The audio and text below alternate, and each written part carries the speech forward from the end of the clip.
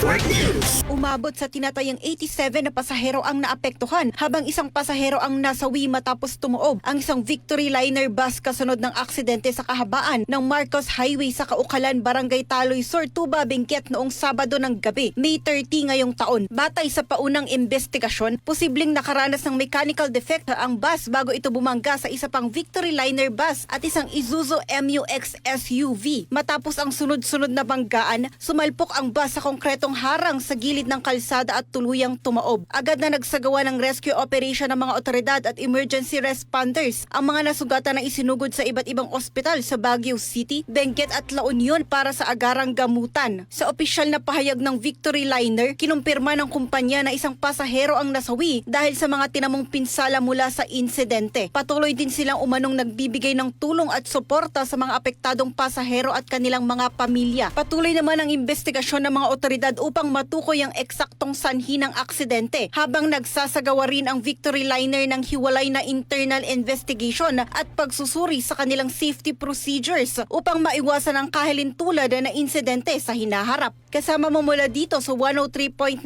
IFM Baguio, ito si Idol J. Ann Calis, Tatak, RMN. RMN Network News.